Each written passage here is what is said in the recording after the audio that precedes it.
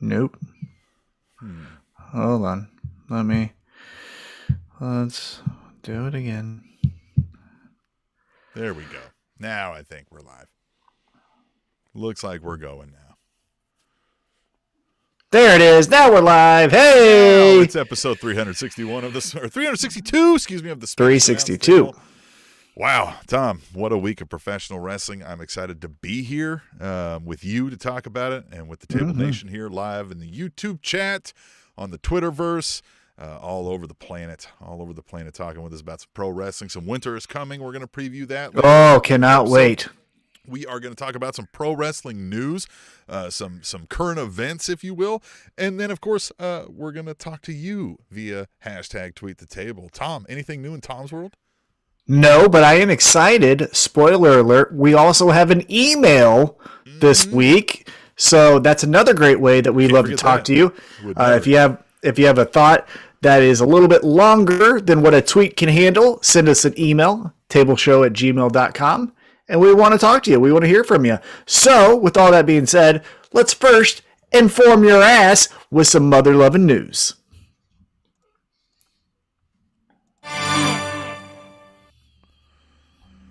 No headline on this one. WWE released Jeff Hardy this week. Fan-recorded video circulated online showing Hardy appeared to leave the ringside area midway through a match at a non-televised event. During the tag match, Hardy, appearing tired, left through the crowd. Reports later surfaced that Hardy was sent home from the road shortly thereafter. Then I think we know the rest. Man. So the concerning part for me on this story, obviously addiction, it seems like, is the issue here. And that's not a thing that just goes away. It's with you, once it develops until essentially you have passed away, right? So it's a battle every single day. The thing that's concerning this time around, as far as what's being reported, and again, what's being reported, it can be 9 million different things, right? Mabel was the third man in NWO, so right, we've heard reports be wrong in the past, but what has been stated by reputable sources is that WWE said, hey, we want to send you to get some help, and he said no. That's the part that concerns me the most, is that if he is in the state of condition that we think he's in, and people are reaching out and saying, hey, let's get you in a better spot to, get back to being the person we know you are, and he says no, that's concerning. So I will say, though, on Twitter, across the board, from wrestlers in all different companies and people I think who have never even actually met them to people who are very familiar with them, either working programs with them, are all sending their best wishes. That's great to see, right? It's great to see that no one's piling on. So I will say that is the silver lining in this so far, is it looks like we're coming together as a community, which may have not been the case 5 years ago. But again, really hope he can get the help he needs and that he's willing to accept that help. Yeah, I agree. You're right. Unilaterally, it seems like everybody's trying to say positive things about him. And who knows, maybe there's more to this story. Maybe something is going wrong that, like I think we're all quick to discuss prior substance abuse issues, but the reason that's a struggle is because life is fucking hard and you struggle with those things. When life gets really fucking hard, sometimes, you slip a little. And so who knows what else is going on. And that's why, we would urge people not to be quick to judgment in things like this. And that, he gets whatever help he may need or time he may need. And I think we understand that Jeff Hardy, when things are not going rough, can do anything Jeff Hardy wants to do. So, yeah, I just think, this seems to be what his third stint in WWE. I just, with the demands that they put on their wrestlers day in, day out, now especially since, even though it's not really over, but we're done with the pandemic, we're getting back to, you're in this city one night, you're in the next city the next night, now you got to go over and fly across the, ocean to another country, all that stuff. I just don't think maybe that's the best lifestyle for Jeff Hardy in 2021 going into 2022. So if he wants to continue wrestling, fantastic. Maybe if it's still in WWE, let's find a different kind of schedule for him. Or jump over and hang out with your brother. Let's have a Hardys versus Young Bucks. You know what I mean? That's gonna happen. But I mean, that's not for us, but it is for a crowd that likes pro wrestling, right? You know, so yeah, we'll see. But best wishes to him. all right. No headline on this one either. Hacksaw Jim Duggan announced this week that he is cancer-free. Duggan released a social media video stating that the cancer had not spread from his prostate and reminded folks that he has previously defeated kidney cancer as well, and that early detection saves lives. It does. I tell you what, don't be a tough guy and try to think that you can get past this. You know, if you have any indication, go get tested, go get checked out. That is the thing to do. Now, obviously, with circumstances and health coverage and things like that, you know what I'm getting at. But great, right? Hacksaw still, right? Tough guy. Right there. I love it. And good for also, him. kudos for, using a platform that he has to share it, to remind people of what we just said, right? Like, hey, go get this shit checked out, man. Like, come on with happens, it, man. Shit Yeah. happens. And congratulations, Hacksaw. All right, we will move on to the next story. I'm getting excited. That's because it sucks. WWE. This week's episode of WWE Raw drew 1,599,000 viewers, down from the previous week. And the key demo, 18 to 49, had a rating of 0.35, also down from the previous week, which is, at 0.35, an all-time low in the key demo for Raw. That episode featured Raw Women's Champion Becky Lynch versus Liv Morgan, Edge's appearance on Miz TV, Big E versus Kevin Owens in a steel cage match, RK Bronament matches, and more. Man, Raw, we've been shitting on it for a while, and we don't want to be negative. We like to be positive and have fun, but we've all together stopped watching, you and I, WWE, because it is bad, and it looks like we're not alone here. Yeah, it's not good television, and I don't want to hate watch things if during Tweet the Tables or during my time on social media I see something goes viral or something that may interest me that is on Raw or SmackDown. I am not opposed to giving it a shot, but it is not appointment viewing for me anymore. I don't want to go through that sludge of a TV show, and so I don't watch. And if that makes me a bad wrestling podcaster, how in the world can you be a wrestling podcaster and not watch the number one thing? Here's why. I don't like it. And so there you go. But yeah, what's compelling? Like yeah, I don't like it. And why would I want to watch things that I don't like? That's the one thing with bigger platforms than us, which is weird to think about, but there are bigger wrestling platforms than us where they constantly are like, this is horrible, this is bad, but here's my 5-minute review of SmackDown. It's like, then stop fucking doing that. Like, Bad, yeah. well, because, we talked about this a couple weeks ago where, during this last 12 to 18 months, WWE is continually firing people under the umbrella of budget cuts, but really it just looks like selfish, money grabs to keep all the money for themselves and push everyone out in the cold. And you don't have to support those companies, right? Like if we did a sneaker podcast and let's say Nike was going through those business practices, we don't have to talk about Nike, right? There's Reebok, there's Adidas, there's all these other things. Same applies to wrestling. We don't have to talk about WWE just because it's WWE. If it sucks, bye-bye. Bye-bye. Yeah, just watch something else. Watch the Bacon Chamber. Watch things that make you happy. Like this YouTube channel. Right here. YouTube.com/SpanishAnnounceTube. See what we did there? All right. Back. By the way, love tonight's backdrops. This MJF right here, pretty great. And Sue, how can you get better than Sue? Wrestling's favorite mother right here, Sue. Love her to death. The most over mother in pro wrestling.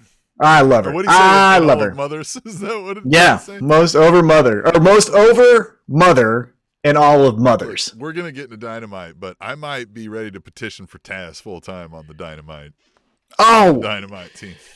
The thing with Taz, and we'll get into the news, we'll get back into the news here in just a second, but the thing with Taz that I think is the funnest thing about Taz is when he's not being heel Taz. When it's just, hey, be goofy Taz, the best. When I don't like upset about the Islanders comments and the, New York, he's like, hey, that's my friend too. Right, exactly. When he's doing the Team Taz got eliminated, I don't like that. I mean, it's fine. It's fine. And he can be badass. I'm not saying he can't be badass, but at his age and kind of what his strengths are, make him goofy, bounce off the wall. He got that over. He was the first guy to get over Jungle Boy's song. It was him half-ass singing it off tune that got people's attention, and then, hey, we like this song because it is a good song. So, yeah, make that Taz. I like that Taz on the commentary booth, 100%. That Taz was great. But, all right, before we get into our AEW Dynamite review and our preview of AEW's Winter is Coming, let's get back to the loving news. There it is. So soon? Mm-hmm. WWE will discontinue their market for DVDs and Blu-rays in the United States and Canada in early 2022 in what appears to be a plan to discontinue the market altogether and move solely to digital media production. Katie, First Lady, who you'll hear some Tweet the Tables from, has a Tweet the Table that you should check out. So search hashtag Tweet the Table and read all that about her kind of, not liking this decision. And it does seem weird. I mean, DVDs and Blu-rays are kind of a staple. Going back to like trading days, it feels like physical media of wrestling was so important. But I mean, you could say that about physical media in a lot of ways, right? I think this is a decision that is made, again, to be profit oriented, but I think 100% that it'll come back, because look at vinyl, right? Vinyl went away and we went the way of CDs and 8-tracks and then, cassette players, all the, whatever the origin was, right? But now what's the cool thing? When you go to a hipster's house party, what are they doing? They're playing vinyl. So I would not be shocked if you're like, hey, you know what they took off the network? ECW 97, and put that on there. When was the last hipster party you went to, Tom? I didn't get. Oh God, in the workspace that I'm in, they're all hipsters. It's all God. Hey, I wear solid colored T-shirts, and my favorite sport is golf, and one of my favorite things to do is travel. Ugh, Jesus Christ! Be more of an extra in a TV show. Good night, you faceless hack. Yeah, I read somewhere that, like, if you don't recognize that it's a privilege to call traveling a hobby. Oh, yeah. Well, but travel to some crazy place. Be interesting, right? Like, if you're going to say, like, I travel to Thailand to watch Muay Thai fights, or I travel to Scotland to, run with the bulls, or whatever the fuck it is. I'm making all this stuff up, but, like, be interesting. But if you're just, like, I'm looking for the Loch Ness Monster. Yeah! You know what I mean? I went to Italy to do the tomato fight.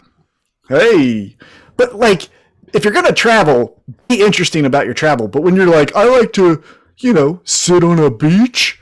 Oh, that's cool. Hey, nice, cool, gray shirt. It's like, shut up. It's about Bangkok. I don't want to hear it. You know what I'm saying? You know what I'm saying?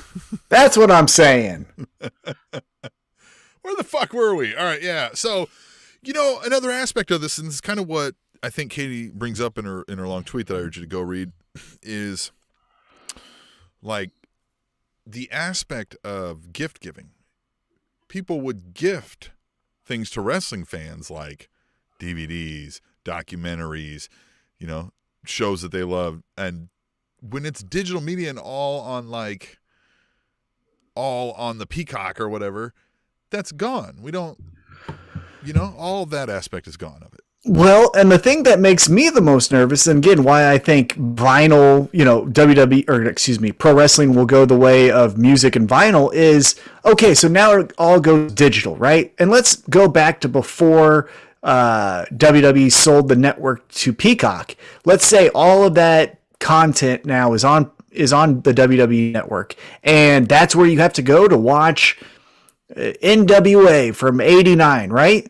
Well, then they sell like they did to Peacock, and then Peacock goes like, no, we are not having that on our, streaming service. So we're going to edit some things. And now you're not getting an accurate representation of history, right? Like you're not seeing what actually happened. Case in point, WrestleMania, the match between Trish Stratus and Mickie James. Mickie James grabs Trish Stratus by the whoo-hoo and then does the little hee-hee. And that's edited out if you watch it on today's Peacock streaming service of that match. But that's what happened. And that's what you get a little bit afraid. You know what I'm talking about. It's all gone. She goes whoo-hoo and then goes hee-hee. And you can't see it anymore. But that happened. Don't erase history. That's why it's important to have history. Don't erase history. Who are we if I can't teach my kids about the hoo-hoo and the hee-hee? If two girls can't have a spot in a wrestling match where one of them goes after the hoo-hoo and then does the hee-hee, what are we even doing? What are we even doing? I thought this was America. I thought this was America. That's good. I thought this was America. Yeah, exactly. Yeah, there's a bit of an uncanny valley in this idea of like, even if they're like, you can get an NFT of whatever, like if I don't have if like not as weird as it sounds, and I still think this is the case, it's somewhat a bit of human nature. I know maybe the younger generations might have less attachment to this, but like having a thing gets you like an endorphin response. You know what I mean? Mm-hmm. Like having a thing. So even if you're not actively watching the show, you get the DVD, right? I'm holding up my wallet instead of a DVD, but you get what I mean? Like, the anticipation is still building in that moment, even before you're playing it, right? You see it on the counter. You have it in your hand. You don't with a digital copy of something, right? Not until you're pressing play, and at that point, you're probably kind of annoyed because you're like, this thing's taking forever. Making a couple of clicks, not responsive, stupid, any batteries in the remote. You know what I mean? Like, there's all these kind of barriers. So, I don't know. Maybe that's my old man speech for the night, but I worry about that. Like, I mean, like, in their idea of, I think people get really short-sighted in the idea of, like, profits, right? These discs cost money. We don't need them now. Okay, but, like, is there more of a demand for a physical copy at some point than a digital copy? Yeah. I don't know. And maybe they know better than I do. We'll see, I guess. Nah. If you look at how their storyline is going, it's probably not that great. Yeah, well, all right. Well, we'll go into the last story we got, and this one is a doozy. This one is fun, Tom. I can't wait to read this one for you. All right. I love it when they live the gimmick. Oh, who is it? AEW star Jack Evans claimed this week that he is being extorted by two officers from the Del Valle Police Department in Mexico City. Evans tweeted, quote, "This will sound like a fake message, but it is not. I am currently being extorted by two police officers from the Del Valle Police Department in Mexico City. In the last 4 days, I have had to pay around 7,000 pesos, $350 American, and I'm not paying more. So if I get arrested on drug charges in the next little bit, I want to put it out there right now that it was planted by the Del Valle Police Department." The following day, Evans updated on Twitter by saying, "Update, I filed an official complaint and got all of my witnesses together. There is a lot of them. And I am just laying low, nothing else to share," end quote. Now, that's also not to say, we understand police in Mexico can be very sketch and corrupt, and these things happen. I mean, like, these things do happen. It's just like, sure, Jack Evans. Yeah. Well, no. Police can do that. It doesn't matter where it is. Police can be that way. Police in America absolutely do this. Oh, yes, just name a country. Police in London. Police in Switzerland. It's human nature to be a little bit shitty. To abuse power. Yeah, exactly. So that's just a thing across everything, right? Now, with that being said, it is weird, like you said, to be like, if I get arrested for drug charges, it's like, wait a minute, who's talking about drug charges, right? Like, no one mentioned that. For me. You never heard of me. Like, I didn't do it. Like, who are you? Yeah. Yeah, like you turn on the news, like, hey, there's a girl that just got killed. I had nothing to do with it. And you're like, wait a minute, what? And then the news starts, and you're like, hey, so they just talked about a girl who was just killed. Did you hear about that girl who went to my school that got killed? You know, the one that I used to hang out with all the time? Yeah, I totally didn't kill her. You know the one who broke up with me the other night? What's totally up with her? Yeah. Well, what do you think she's up to? I bet she's pretty busy. No, Right. but just generally speaking, it's weird to say a crime that no one was talking about. That's why this story is so fun, because it's kind of like, oh, I can believe either way here. It's like a whodunit, right? Yeah. I mean, it's great. Right. Who's yeah. lying in this moment? Yeah. Let's play a game of who's fucking lying. Yeah, I love it. All right. Yeah, it's a fun game. It is a fun game. So, Tom, I mean, that's the mother-loving news that I had here, right? There's other stories, but you know what I mean? These were the best stories, the quickest, good stuff that we can dig into and keep people up to speed with what's going on in pro wrestling. But with that being said, we want to talk to you, the fans. We want to know what the Table Nation enjoys, what they want to talk about, what they fear, what they love, all of that stuff. And we want you to share with us, and you do that using hashtag #TweetTheTable on Twitter. We've got a few of those as well. Tom, are you ready for that? I'm always ready to hear from Table Nation. Let's go! At Katie First, a lady says, CM Punk, Long Island loved you tonight. Maybe a show in Staten Island would be more hospitable? Hashtag #TweetTheTable. Katie's trying to get herself a little AEW Dynamite show in her hometown. Yeah, look, this was fun. This was so much fun to make the town became the heel, right? Like it was the closest thing for one night that I've seen of Bret Hart in Canada and then Bret Hart in America. Remember? Like when Bret Hart's in Canada, everyone fucking loves him. Stone Cold can go fuck himself. Come to America, fuck Bret Hart. We all love Stone Cold. Yeah, they did essentially a double turn just for a night. Like, but even kept their same roles even. It was great. Yeah, and isn't that great? Because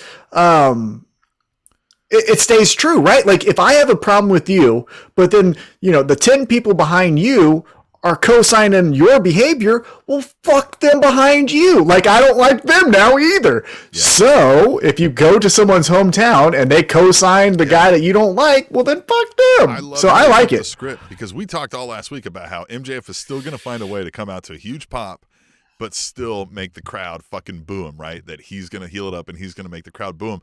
But they just said, nah, fuck that. And they just flipped the roles. And CM Punk became the heel to that crowd. Like he was just like, nah, you guys suck. You're stupid. Like you're fucking just leaning into him. Like if this is your fucking guy, it makes sense. Mm-hmm. And at one point he's like, I'm not even mad at you. I just kind of feel sorry for you. Like I loved all of that. And then what followed, which, I mean, we can dig into deeper with Dynamite or even just talk about this with MJF's vignette leading into the battle. What a cheap pop promo. God. But this is one of the things that, like, we don't get. This is what we're saying about, like, what's bad television over there. Like, this is entertaining. I don't care who you are. If you followed loosely these storylines, to watch this cheesy, movie trailer promo about how he's so great because he was, like, a high school stud. You know what I mean? Like, just great. It was great because, like, to the Long Island people, again, here we are, like, it's great. They're having a great time. They're marking out for it. But all the rest of us are like, this fucking jerk off. Yeah. Like this guy. So it just worked to a T to be both things at once that we don't get that over there. Like they would never put him over basically in that regard or that crowd. Oh, trust me. They've had billions of opportunities. Sami Zayn, when he was a heel up in Canada, they just doubled down on Sami. Remember and he was doing Alexa Bliss's A Moment of Bliss, and he was just loving his life, and he started like dancing to it, and the crowd was loving it, but he still had to be a heel, Like, yeah, they don't get it. But some of the accomplishments that MJF was naming off were so ludicrous. He was lead of an a cappella group in college or something. Called the acapellas. Yeah. He did a keg stand for 1:30. Like it's 30 chug. It's just it's bang so many hotties or something. Yeah, whatever it's the broiest of bro kind of accomplishments you could think of. I thought it was fantastic, but I do like to what you said. MJF stayed true to himself, right? Because he kind of thought at the end of the Battle Royal, as Ricky Starks is beating up on Dante Martin, like, should I help? And they're like, yeah, go help. He's like, okay. Gets in Ricky Starks' face and is like, yeah, no, fuck this guy. I'm going to face him next. Well, because he's going to face him next week, right? So I'm going to hit him in the head. And so, yeah, thought it was perfect. The only criticism I have, and this is very small, this is splitting hairs here, is CM Punk played all the right notes to get on the wrong side of that crowd with the bashing of the hockey team and all that. But like, it was only the hockey team he kept talking about. And it was, there's other things to talk. Like, I get that you like hockey, CM Punk. That's one thing that Punk can do is like, hey guys, I have an interest. Let me tell you about my interest. It's still my interest. Everything is about this interest. It's like, my guy, we have other things here in Long Island that we could talk about. But again, splitting hairs. Thought it was really fun. What a fun night. What a fun first hour of Dynamite. Started with the promo into the Battle Royal. Everything was great. Everything was great. Yeah, that Battle Royal was really done well too. Which I don't know. I don't know how we're gonna do the Winter is Coming preview, or for like before we get into the next tweet table. Like if we just want to, since we're rolling into that, I don't think anybody brings it up. But like that Battle Royal was done so well that like each spot was timed quick. Like they got to everybody's kind of like storytellings. The things merged, like where we had Powerhouse Hobbs and Wardlow, slapping meat. And then the MJF storylines where like he just sends Frankie Kazarian out and then he like fucks over his own team and all that jazz, right? Like all of that was done super well. The whole thing was done really well. Oh yeah, and then every time MJF almost gets eliminated, Shawn Spears is there to save his ass. The entire match he just hides behind Wardlow, and Wardlow is doing all of his work. To your point, they do have these like, ooh, this would be a fun matchup. Look at Powerhouse Hobbs and look at Wardlow, which, side note, Powerhouse Hobbs is massive. Like, for as big as Wardlow is, Powerhouse Hobbs looks bigger. Jesus Christ. Yeah. And then I think the big thing to take away from the Battle Royal was how Dante Martin turned on Team Taz, used Team Taz to get to the point where it was 2-on-1 just to have Ricky Starks drop down his guard. He throws out Ricky Starks, and now Dante Martin gets his spot. Taz acts all pissed off, like he's like, we got swerved by Martin and Leo Rush. Well, if that was the case, then why did Leo Rush never come back to help Dante Martin as he's getting to him? Well, was it not a swerve by them, or was it Dante Martin just being like, never mind, fuck you guys? See, I think it's Dante Martin acting as a solo act. I think the story we're going to get next week as we go into the match between him and MJF is Leo Rush is probably going to be, like, this is how I would assume they're going to do it if I'm writing the story here, right, for next week. You do a backstage segment where Dante Martin's taping up his wrist. Leo Rush walks in. He's like, hey, man, loved what you did there the last week where you turned on Team Taz. Great to have you back on the team. Dante Martin doesn't say anything. Then Taz comes in and is like, hey, you screwed us over. We have a contract. Remember, you wrote a contract. You took Hook's chips. Like, God damn it, And then that's when Dante Martin goes like, Leo Rush thought he had my best interest at heart. He doesn't. Team Taz, you wouldn't leave me alone until I signed the contract, so I did just so you'd leave me alone, but I don't need you either. I'm a man that walks alone. And then, boom, then I hope maybe his brother comes in. He's like, this is the only person I need in my corner. And then we got Top Flight coming back. Oh, that's great. No, even better. He's like, I'm a man who walks alone. And then he like goes to turn around, and his brother's right there, and he's like, walks alone, huh? Well, like, is that why you haven't fucking called me since I've been, you know what I mean? Like, but yeah, he joins Team Taz, Yeah, that might get a little soap opera. I think it'd just be like, my brother's the only one. Pull up in a fucking Ferrari to a goddamn high school. Well, the thing with Dante Martin is I don't know if he can pull it off, is what I'm saying. I don't know if he has the depth of acting to pull off. Turn around and bump into his brother. Can he do that? Yeah, but you know what I mean. Well, we'll see. Flip 3 times. All right. Next. Hey, Katie First Lady, by the way, thanks for your tweet. She is in the chat. She says, hey guys, everything MJF did was great. Punk did talk too much hockey. Seems like he was a little rattled. Yeah, I mean, hey, I think they're both hitting home runs through this. Oh, yeah. Again, splitting hairs. I did like, though, there was a couple different moments during Punk's promo where he was getting drowned out by boos. Like, he was legitimately like, I can't hear him because it's boos that are too loud. I wonder if, like, he had to go longer than he thought he was going to have to go because he started doing the same jokes, and he was like, screw it, I'm having fun. Maybe he was like, oh, shit. They said 3 minutes. I thought it was 3 minutes. They said 5. I'm like, shit, I thought I was talking slower. Yeah. You know what I mean? Like, looked at his watch like, oh, shit. So who knows? But yeah, it was fun. I like the whole thing. We'll move on to the next hashtag tweet the table. By the way, you can join in on the fun also. Use hashtag tweet the table on Twitter, and we'll read them right here. At the Rebel Trucker, Big Josh says, hey, hashtag tweet the table. This crowd has been a horrible crowd. Hashtag NXT War Games. Hashtag Go Tigers. Hashtag beat K-State. So this is a fun one, Tom. Big Josh's favorite LSU Tigers are going to be facing my favorite Kansas State Wildcats in a bowl game coming up in college football. And so we're going to have a little friendly, he's going to come maybe try to drive a truck up my ass. I don't know. Maybe that's happening this time. That was the quickest 0 to 100 I've seen you do in this podcast in quite some time. You were like, NXT crowd, hey, by the way, fuck these LSU Tigers. That was great. That was really done well. Yeah. The NXT crowd coaching their goddamn game. Oh yeah, no, they got that new guy, didn't they? They hired what's his fucking name? Yep. Mm-hmm. Who? Oh. They hired the guy from Notre Dame, Brian Kelly. Oh yeah, because now he has an accent all of a sudden. Yeah, right. Now all of a sudden he's Southerner. What's up, y'all? Loving the grits down here. Yeah, huh? Go Tigers! Gonna go win this championship for them Tigers. Go Tigers! Go Tigers! Well, I spelled it with an X. Yeah, go Tigers. Yeah, fuck that guy.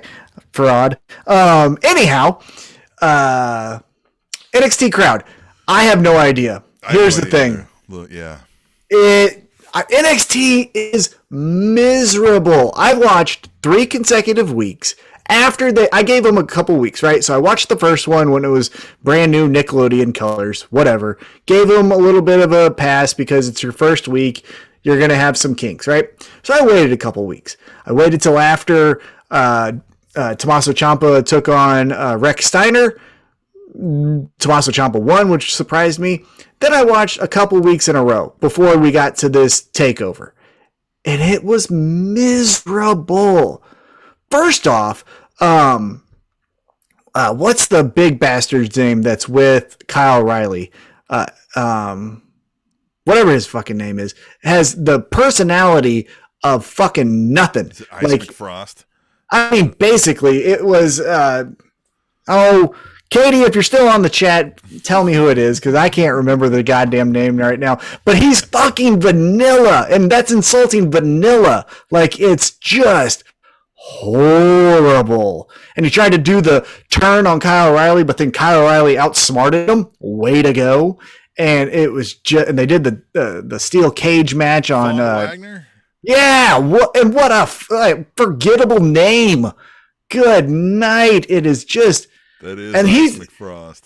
And that's the definition of 2.0. It's all of this, not the great tag team in AEW, but NXT 2.0. It's all of the, like, if we replay the documentary when Stone Cold's talking about the names they sent over to him, that's what NXT 2.0 feels like. Mm-hmm. When I tell you make 12 creative characters on Raw versus SmackDown, that's what it feels like. Yeah, and the storytelling is 90s gimmicky. Like, I'm expecting the Mad Ox to be making his debut sooner rather than later, so that you'll actually watch. Somebody's got a wedgie on the show in the next couple weeks. Yeah, they're going to try to rehash the Revival Usos, I caught them shaving each other's back storyline just because they thought that was funny the first time around. It's just the worst shit. Gonna catch somebody spray tanning somebody's ass. Yeah. Look, it hit its peak with that really crappy wedding between Dexter and Indy, and it has just been nosediving since. That sucked too, by the way. It sucked. That wedding segment was stupid, miserable. Okay, No, it was bad. Johnny Gargano helps. Well, he's going to be fine. What do you? Do we have a tweet table about that, or do you want to get into it real quick? No. I just want to get your feedback. So, yeah, since we're on the topic of NXT 2.0, the big news leaving TakeOver is Johnny Gargano's in tears. Kyle O'Reilly's waving goodbye. They both get hugs, it looks like, from Shawn Michaels post-event. Tim, look into your crystal ball. Tell me, what is the future for Kyle O'Reilly and Johnny Gargano? What happens to him? I don't know, man. I won't be shocked if we see Johnny Gargano back, right? Like, he needs some time off. They come up with some storyline of why he's back, right? Because his heel character has always been, like, you know, the asshole will say anything. So, you know, they could play that off. The Kyle O'Reilly thing I'm not as sold on. Like, just maybe it's him selling it with his body language. Feels like he, like, feels freed and feels like he's got the world in front of him. So that one feels real. Like, it feels like he's gone. That's good observation. I feel, and I told you this, I think, right before we started recording, because we were just bullshitting before we hit start. I think Johnny Gargano is leaving NXT, and I think that's why he was emotional, is that place he saw go from Sami Zayn's kicking down the doors, I'm following right behind, look at the heights we can go, and now look where we're at kind of thing, right? And I think, because his wife is going to have a kid, I think they're allowing him to go home, be with the baby, be, you know, a dad for the first time. I believe it's his first child. And then I think he's coming back, but I think he's going to the main roster. And I think he probably knows, like, well, this is going to suck, right? It's not going to be a fun time out there, you know? So that's he's going to be getting squashed by, you know, Happy Corbin and Madcap Moss or. Oh, yeah. He's gonna bump into AJ Styles on Raw. You're gonna think you're gonna get AJ Styles versus Johnny Gargano, but you get Amos versus Johnny Gargano, and now Johnny looks stupid, but that's his debut, and there you go. And he's gonna be like, "Fuck!" Because I think Johnny Gargano, Sheamus, like he loses to Sheamus. Yeah, I think Johnny Gargano being such a WWE mark, which is, I'm saying that in an endearing way. I think in his heart, he most likely, again, this is just a crystal ball prediction here. I think he signed a short-term deal because he knows he's going to go to the main roster, but I think he wants that WrestleMania something. I think he wants to walk down the aisle at a WrestleMania and say, like, that was on my bucket list and I fucking did it. That's why I think he's like, this is going to be miserable. I'm going to miss this place, NXT, but I got to do that. And then I'm out of here. Which is not, I mean, look, that's commendable too. That's something, you know, a lot of us grew up watching and dreamed of. And you're so close, right? Like, it's not like, you know, a far distant thing for him. Would probably make it hard to ever get back to that point, especially for a guy in Johnny Gargano's position. So definitely. Yeah. All right, well, we'll move on. This one's quick. At AA_WIR. He says, # tweet the table. You guys are funny. That was it. So I just want to throw that in because I like compliments. Hey, thanks, man. Yeah. I don't know if he was like, you guys are funny or you guys are funny. But, you know. Hey, you can say whatever you want. All I hear is I am beautiful. Love it. Yes. Thank you. Yeah. I am me and I am beautiful. Yes, I am. All right. One last time out to at Katie First Lady. She says, seems like Brock is having more fun than ever. # tweet the table. And I will say, I did see the segment with him and Sami Zayn, and that's fun. But this is what I want to say is, like, with WWE is we could have had like a real program long term with Sami Zayn and Brock Lesnar that would have been great and would have been fun and would have actually made Sami Zayn look semi-credible. But they will never do that. We're not allowed that. And it's so baffling, isn't it? Because, to your point, like, I think I've said this multiple times on the podcast, but, like, Sami Zayn can do anything you want. You want him to be your I can come from underneath babyface. He did it in NXT for years. He can obviously fill that role. You want him to be zany heel? Well, he's obviously doing that now, and he can do anything in between, right? And you have all of these hours of content to fill. So why did you rush that whole thing into one night just for Sami Zayn to look like a dick? And then what did we accomplish with Roman and Brock? That they're big? Yeah, knew it already. Like, this is, again, I hate to, you know, harp on this, but this is even the difference between WWE and GCW. I'll bring up another promotion. is they slow burn things in GCW, right? When Jon Moxley made a surprise appearance in GCW and took out Nick Gage, the next night they didn't just do the match, right? Like, you got months of storytelling with promos and call-outs and things like that to get to the title match. Where WWE just goes, hey, we got the last 30 minutes to fill. Let's drag this out for this episode, but then let's wrap it up by the end of the top of the hour. Like, what? That makes zero sense. Yeah. Don't get it. I don't get it either, and it just it's frustrating. I mean, well, it's frustrating if you care. Well, but I mean, I think like at some point we did care about guys like Sami Zayn, right? We wanted to see them succeed, and we wanted to see them in these kind of positions, but not as a joke, right? Yeah, I love Sami Zayn, but not be the butt of the joke, right? Yeah, I love Sami Zayn. Like I told you, I think him and Johnny Gargano are maybe the two best pure baby faces in the last 20 years, to where like they were baby faces in NXT, you know, before obviously Johnny Gargano turned heel, but like, and we loved them. That's a hard thing to do with everyone having to be cool, right? And so I love Sami Zayn, love him to death. I even love this conspiracy theory thing. I think it's really cool. But like, it's bad. And so that's what I mean. I have the alternative of AEW, so it doesn't sting as much, because I know I can go and watch something better. You know what I mean? Like, hey, this again goes back to our dark days that we like to call Spanish Announce Table, when I was so angry because of life, but then also because WWE didn't have an alternative. And I was mad that I was getting this kind of storytelling and there was no other outlet for me to get some competent wrestling in my life. So I don't care as much because we got other fun options. GCW, AEW. Hell, even NWA has Matt Cardona kicking the head in of Trevor Murdoch, so that'll be fun. Matt Cardona is the best. Right now, hitting home runs. Love that guy. Everything. He's cool. I like him. And so is his wife. I like his wife, too. She's doing good stuff, too. Yeah. So that's Tweet the Tables. You can join the fun as well.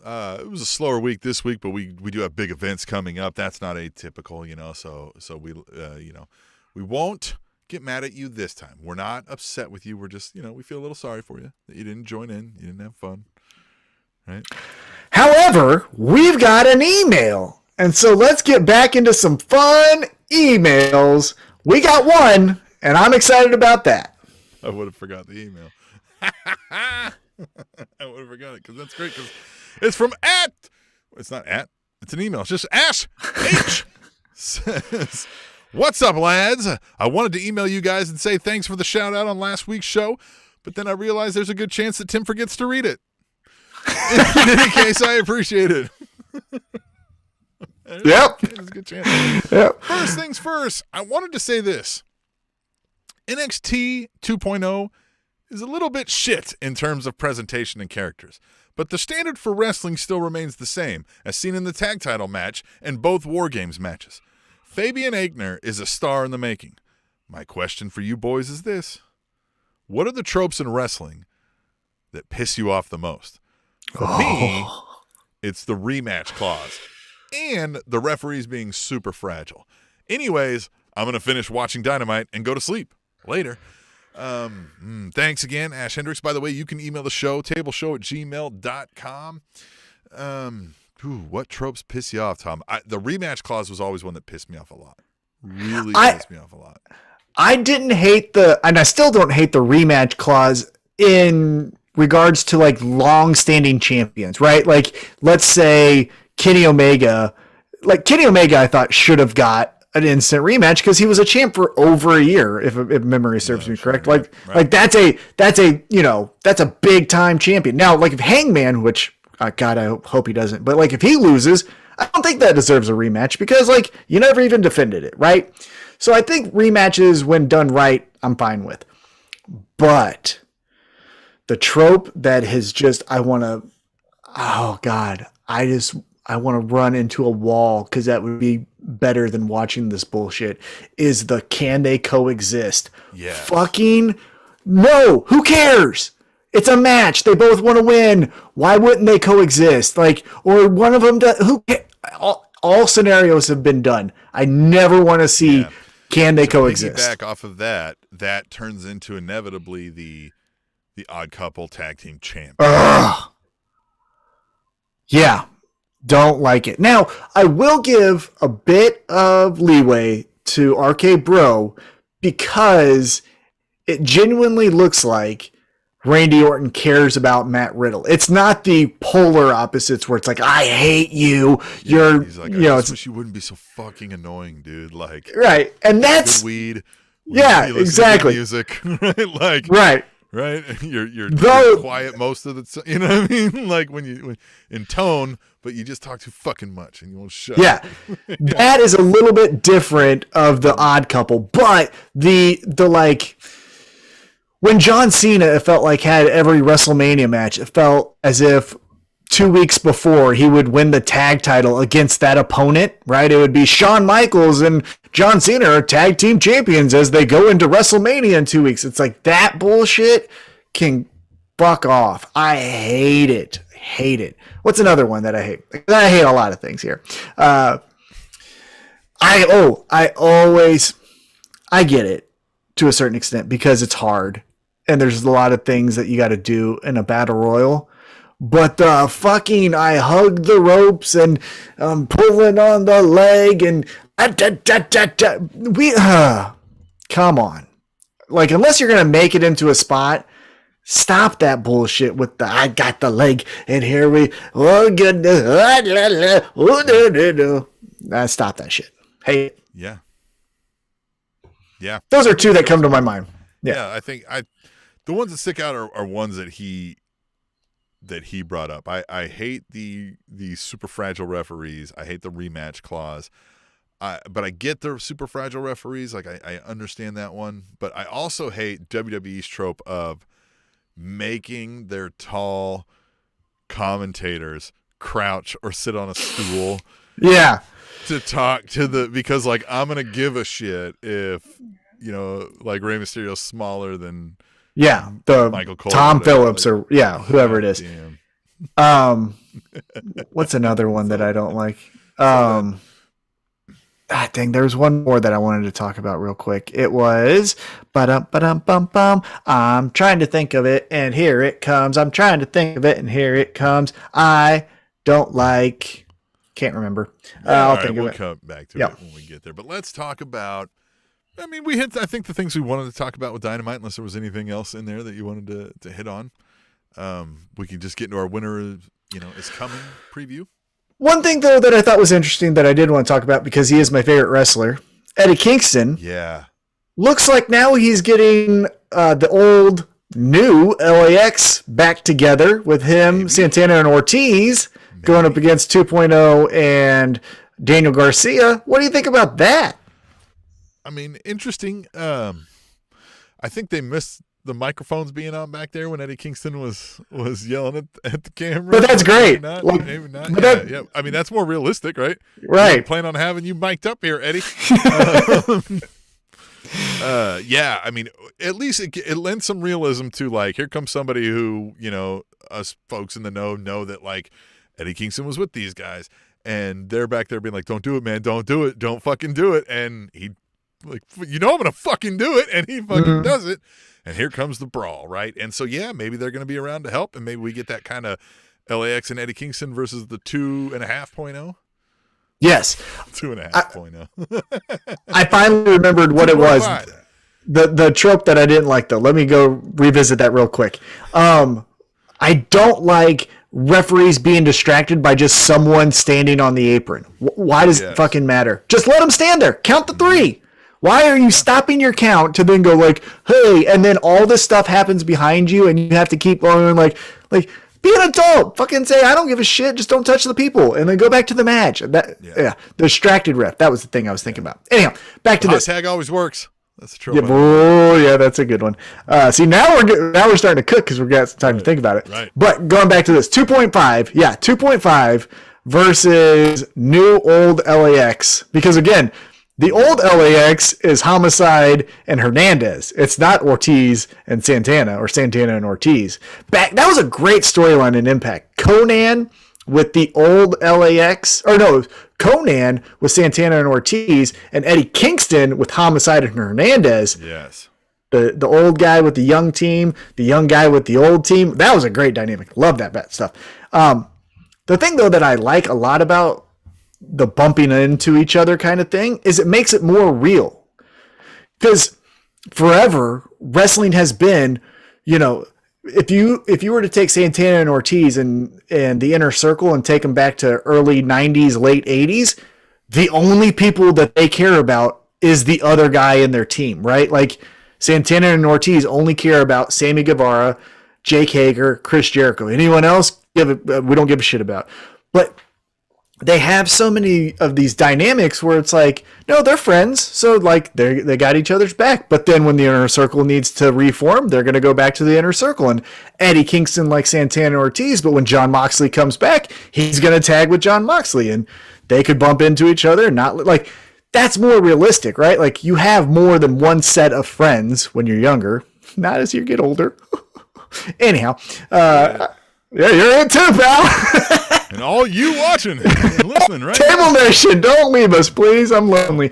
Anyhow, yeah, please. But I like that because you're adding more realistic dynamics of, yeah, it would make sense that Eddie Kingston has more than just Jon Moxley as a friend, And so I like it a lot. And 2.0 specifically, but with Daniel Garcia 2.5, kicking ass. God, they're great. You want a taste? Huh? You want a taste? What is it like? I don't even know what the fuck that means. The one guy in the corner of the ring, and he's just like screaming, yelling over and over again as he's like kicking him in the face. And whatever. It was so yeah, they're great. So they are so good.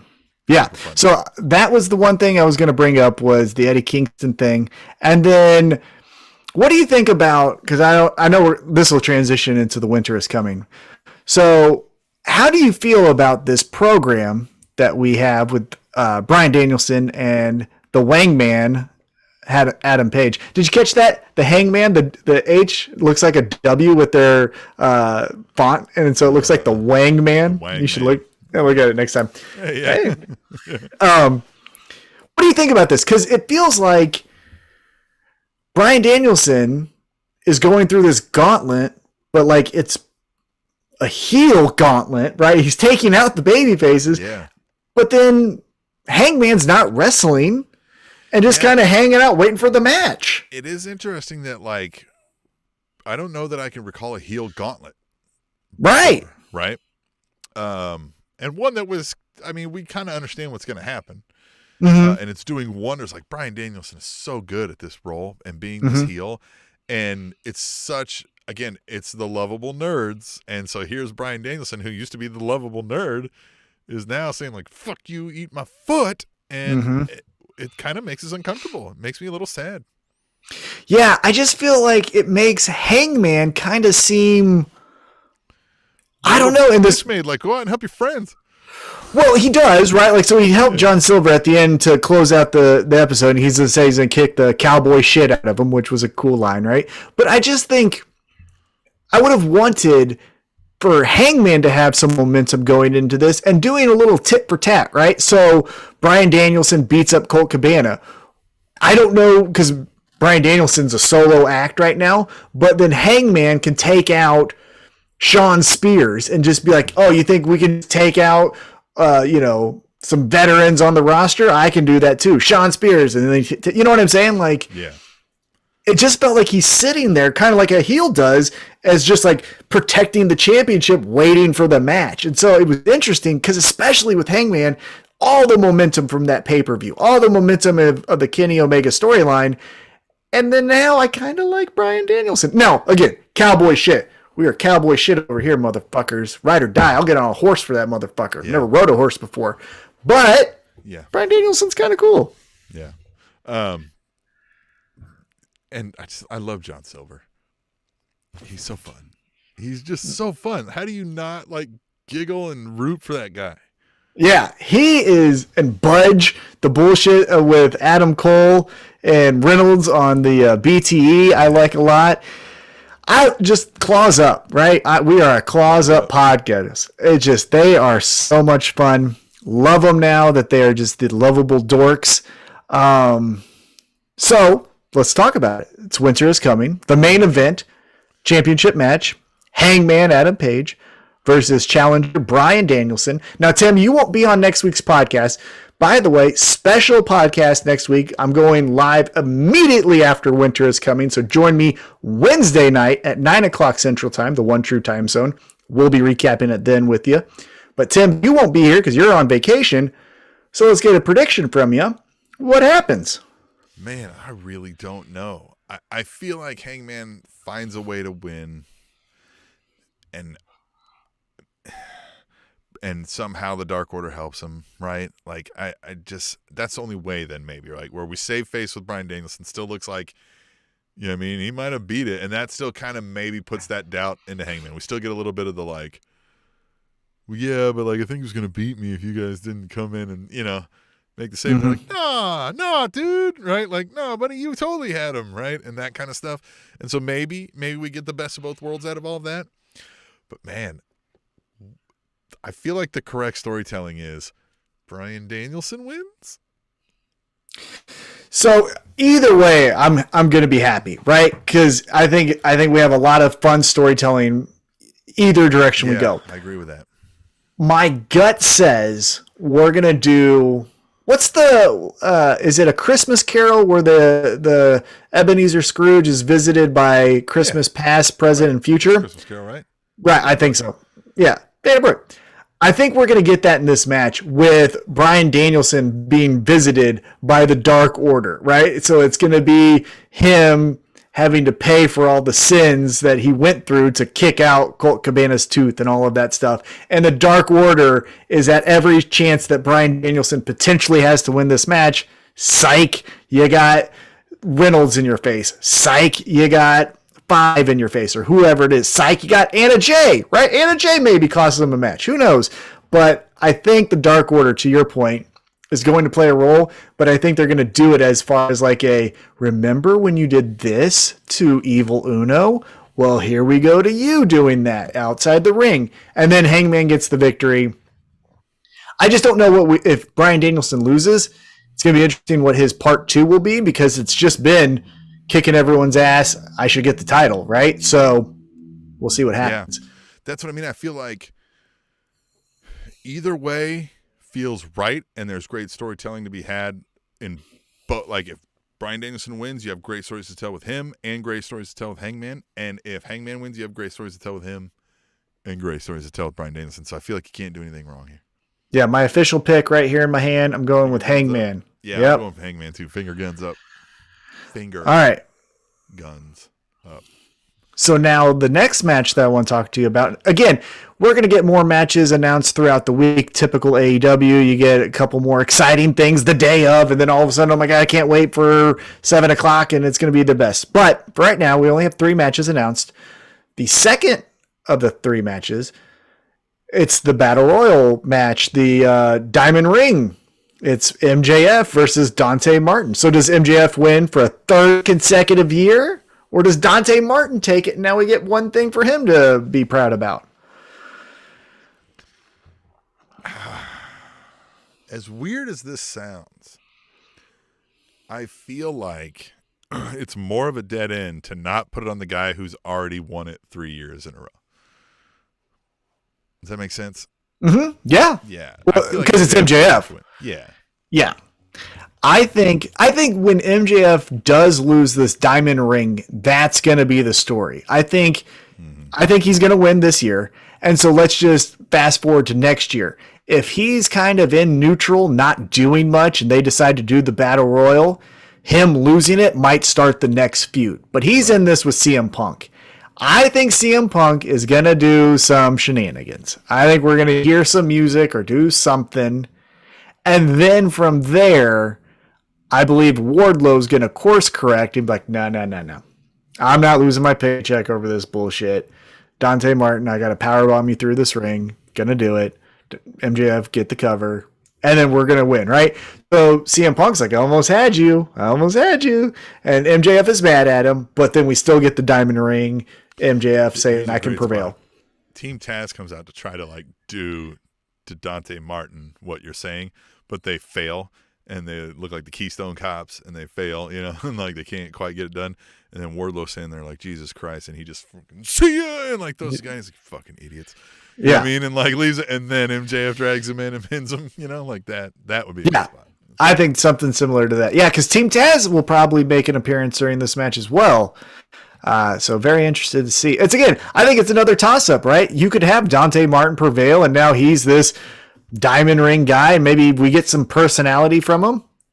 Don't count on it, but we never know. Or MJF prevails, and there you go. We got the ring staying on the hottest guy in the promotion. Maybe. Figuratively, he's the hottest guy, not physically, figuratively. Right. Yeah. Who's the hottest guy in the promotion, Tom? Who's the hottest guy in AEW? That's a good question. I would say, off the top of my head, even though he has a bad haircut, going Sammy Guevara. Yeah, you think so? His haircut is dog shit, but he looks like $1 million. I'm trying to think of who else is. Now, who would I like to look like? Even though I'd probably rip a hamstring in 3 seconds? Brian Cage. Brian Cage looks like a goddamn action figure. Like, I'd like to walk around like, what? Motherfucker, huh? Yeah, like your muscles have muscles on them. Yeah, exactly. Yeah, of course. Yeah. All right. Well, you think about it, and we'll get to the third match. I want an answer by the end of the podcast. Yeah. Put the AEW roster while you're doing that. There you go. So then the third match that has been announced for Winter is Coming that I think is going to be match of the night. I love Hangman and Bryan Danielson. MJF always gives me a good showing. There's going to be all their other exciting matchups announced, but Hikaru Shida versus Serena Deeb, just because they hate each other, is going to kick all of the ass. Yeah, and the match is going to be so brutal. I feel like they're going to give Shida the win, and they shouldn't. I think Serena Deeb should win this. I don't think so. I think they're going to give Serena Deeb the win because you know why? I think they're going, as much as I kept saying Jade Cargill is going to be the TBS champ, for whatever reason, my gut has changed on that, and I think they're going Thunder Rosa as your first TBS champ. And what that means is Thunder Rosa's first title contender is going to be Serena Deeb. That's what I think we're going to do. That's just my opinion. All right. And side note, can we talk about how great the women's division has become? This time last year, we could only talk about, there's Shida as a boring champion, and then what else? Now we've got Jade Cargill, Thunder Rosa, Serena Deeb. You still got Shida there. Nyla Rose, the champ Britt Baker, Jamie Hayter. I mean, this roster is Ruby Soho. All these girls are just kicking ass. Yeah, I agree with you. Yeah, they definitely stepped it up in that department. Tom, the hottest guy in AEW is the Butcher. No, I'm just kidding. The hottest guy in AEW is Anthony Ogogo. Roster here. He's a good-looking guy. Yeah, I do. Yeah, it's definitely not the Ass Boys. Which, by the way, Danhausen. Can they please be the Ass Boys? You listen to me from a business sense. You've got to call them the Ass Boys, right? Like they're gonna make so much more on merch as the Ass Boys than the Gun Club. Well, and that's another. Boys. That's another reason, though, why you got to hire Danhausen. Danhausen created this with his not stupid, but his very creative, funny nicknames for everyone. And he created the Ass Boys. It makes sense, right? I mean, like, it's the Ass Man, and it's just Ass Boys. And they're the Ass Boys. And God damn it, that would fucking hit so hard, man. Talk about viral success. Yeah, I think there's a shirt. I'm telling you right now, I'd buy an Ass Boys shirt, and they don't even make them. I think they do. Okay, I think they do. I'll send you one. I'll buy you one for Christmas. That's what I'll do. There you go. I'll get you an Ass Boy shirt. So those are the 3 matches announced for AEW Winter is Coming. Now, with that being said, I want another bold prediction from you. Because again, we go back to last year's Winter is Coming, followed somewhat of the same playbook where it was a former WWE guy and an elite member wrestling over the title. But also on that same night was the debut of Sting. Fast forward to this year, you have a former WWE guy in Bryan Danielson. You have an elite guy in Hangman Adam Page, even though storyline he's not, but you know what I mean. Do you think Bray Wyatt? I mean, Winter is Coming kind of fits that, right? It starts snowing again. Maybe Kyle O'Reilly? Is he going to be ready? Does he not have a compete? Oh, I think NXT, they only had like 30-day competes, don't they? Well, but I think his contract was done. I don't think it was like you're a released, you can't do something. It was I like. thought that was still built in at the end. Like I thought you still had a. Possibly. I don't know contracts that well, but I thought it would just meant like he's done. Well, yeah, and I think it's not necessarily a hard, fast rule, right? It's however they wrote it. So Bray Wyatt, you got Bray Wyatt debuting. I mean, we haven't heard from this guy in a bit, right? Yeah, but he's doing a movie. I did see that somebody saw that there was a Bray Wyatt, the Fiend Bray Wyatt Funko Pop available on WWEshop.com recently, and they were like, they worked something out. Money talks. And he has kids. He's got to pay for those diapers. You know what I mean? He does be making some of them babies. Yeah. I think. What do you think? I think it's the start. I think it's Kyle O'Reilly. And I think it's the start of this. Hey, Adam Cole, why are you hanging out with Fish and O'Reilly and not the Young Bucks? Yeah, and it's going to be this weird thing. Tensions will rise down the line, and then Kenny Omega comes back. Then we're going to get Super Elite versus Undisputed Era. Boom. I think that starts at Winter is Coming. With that being said, there may be two surprises, right? It could be Kyle O'Reilly just walks in backstage. There he is, his debut. And then it is a Bray Wyatt comes out and takes over as Lord of Darkness or whatever the fuck he is, you know? Here's something that we didn't touch on Dynamite. Varsity Blondes are out there. Oh, yes. Doing a little interview, and then all of a sudden, freaky guy in the elephant mask shows up and spits the Tajiri juice into her face. So, what's going on? She's the Varsity Blonde's going to join the dark side? Oh, I definitely That's where think this so. Leads, right? Yeah. Yeah, but Which is fine. Get her away from that. She's going to waste her time there with them. Yeah, but what a high school homecoming dance scene that was. Good night. That was every homecoming you ever saw. Where the cool kids. Movie, like high school. Yeah, I mean, that was perfect. Because, yes, I think Julia Hart is going to go Alexa Bliss, fall in love with Malachi Black kind of thing, becomes House of Black. Brian Pillman, the Malachi Black feud. Yep. Now, with that being said, I hope also throughout this process, as I mentioned before, Varsity Blonde gimmick, I get it. The blondes, Hollywood blondes, you want to pay homage to your dad. Crew. Maybe that can be his faction now. He's got the Griff guy, he's got the Brian Pillman, and then he's got the Julia, and then they're like Raven's flock. Oh, that's a good idea. I like that. I like that way better. Because the Varsity Blondes it's just like high school kids. But it's just like the MJF promo where you're like, we're high school. I love it. Yeah, I think they should. I just don't like this. I just don't like this varsity thing. It's so cringeworthy. It doesn't make any sense. I don't like it. Yeah.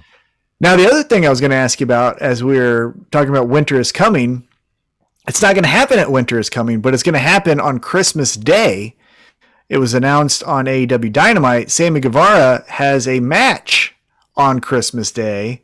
He's going to be defending his TNT Championship against the American Nightmare, Cody Rhodes. Did you catch after the handshake, Cody flirted with the heel entrance and then backstepped and went through the babyface? Huh? Yeah, but we also got the American Top Team up there, fellas up there talking shit and being like, "Oh, what the fuck?" Yeah, I feel like this Sammy Guevara TNT Championship run is falling flat with me. They're not doing much with it, and like I definitely wasn't like desperate to see him go up against Cody Rhodes. So I'm interested because it could be the desperation thing that Cody does to then go heel, right? Because the last time that we saw any, right, and the only time that we've ever seen Cody Rhodes look different and act different was when he did the dog collar match with his jet black hair against Brody Lee, right? So the TNT Championship has been proven to make him do some weird things. Again, he flirts with the heel entrance, backsteps, goes through the babyface entrance, right? I agree with you, though. This Sammy Guevara TNT Championship, not as great. And I think it's for this reason. As I mentioned, I think he's a handsome guy. I would like to look like him. I'd like to be his friend. He seems like a nice guy. But nothing about him is in this TNT Championship run. When you go back and you look at Miro's run, it was Miro's personality wrapped around the TNT Championship, right? This is just, isn't Sammy a great wrestler? He takes on anyone. Nah. Yeah, the story isn't about Sammy at all. Yeah, it's just, who's next in this? It's not, is Sammy good enough? Can Sammy overcome the challenge? Can Sammy, is Sammy better than X? Like, it just. Yeah. Well, and the other thing is, take a wrestler like Dean Malenko, for example. You would expect from Dean Malenko, the best attribute about him is his in-ring ability. And I'm not saying Sammy Guevara is a bad wrestler at all, but the best attribute about Sammy Guevara isn't his in-ring ability. It's the suave, coolness, that guy I want to be friends with. Like, that needs to be accented more than just, he can do the 680. Like, come on. So can Pac, right? Like, so yeah, I think his personality needs to come out to make this championship run a little bit more meaningful. But I think we're going to get some fun on Christmas Day with Cody. I think this is the heel. He's going to get a lump of coal. He's going to get a lump of coal, and that's what's going to make him go heel. Huh? This isn't WWE, so. You never know on Christmas Day. True. No, I'm kidding. Yeah, you're right. Yeah, right. What else you want to talk about? I mean, that's all I got, man. If you've done enough, I've done enough, man. We talked about Winter is Coming. We did Tweet the Tables. We read an email the show, tableshow@gmail.com. I'm ready to go. I made up math terms like 2.5.0. Love them. But I can do that, right? Like, you can do anything you want. That's right. I thought this was America. The Spanish announce table.